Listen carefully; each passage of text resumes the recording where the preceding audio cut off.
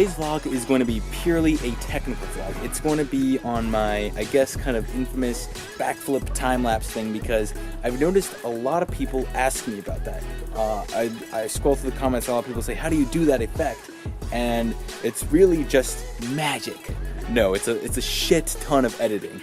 But I thought today I might as well go through my entire process of how I do that. So if any of you guys want to do that as well, I can hopefully help you guys do that as well.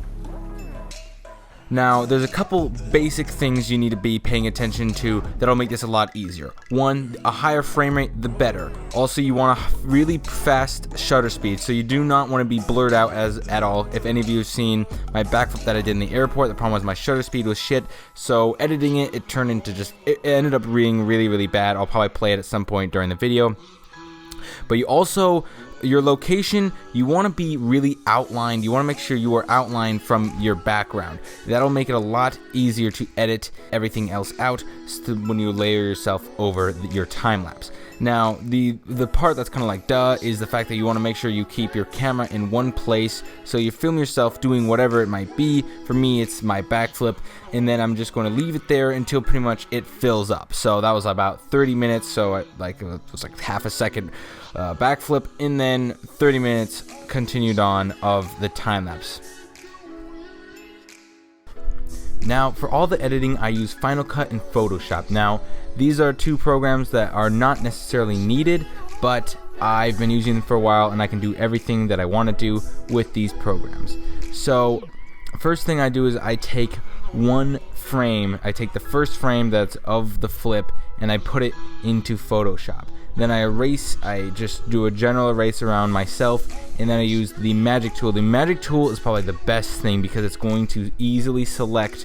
What it does is it selects things of similar color, and that's why I said you want to have a really kind of like a bland background. It doesn't need to be bland, it just needs to be a different color from you. So the sky is generally pretty blue or white, and that makes it a lot easier to use this program to select things like the sky. And then you also want to go in and erase everything else that the magic tool cannot erase on its own.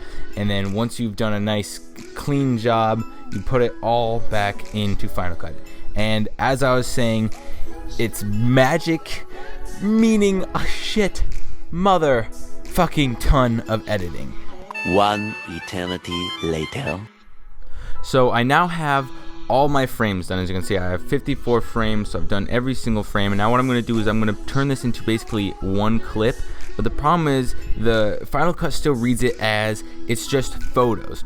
So if I wanted to slow it down more and use optical flow to basically blur them together to get that nice super slow-mo effect, it just can't do that. And so what you then have to do, at least with Final Cut, is I'm going to basically green screen it. So I'm going to save it with a green background, and then I'm going to put it back into Final Cut. So once I have the green background, I can then basically green screen it, and because it'll then just read as a normal video, I will then also be able to use optical flow to get that really slow-mo effect that I want to, so basically it'll be longer than just 2 seconds.